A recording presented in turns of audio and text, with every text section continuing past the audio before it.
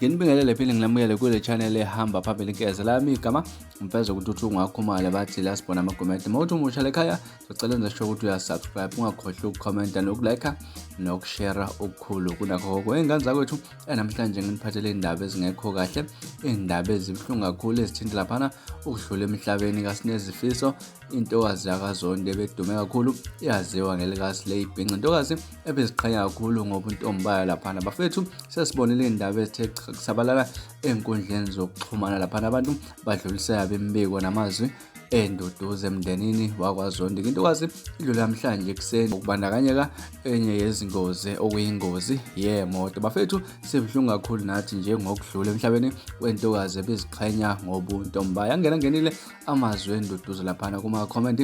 emva kokusabalala kwepost ebadedlulisa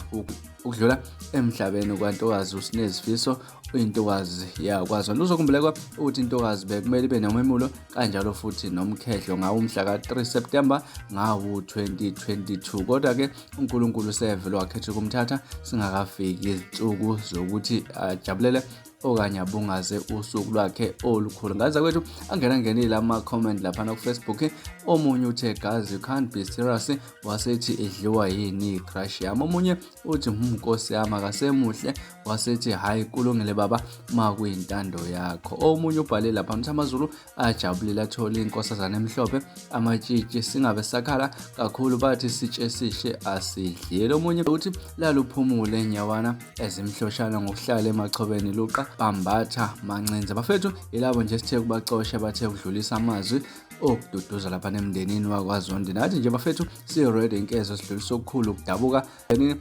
wakwaZondi ngokushiwa lapha intokazi emhlophe ethi qwa uSlayBhinca ngaze kwethu ngakuthini mhlawumbe kwakho ukuphawula ngalolu daba hlangana lapha kwi-comment section nisiphathe kahle nibe nosuku olumnandi sinithanda kakhulu.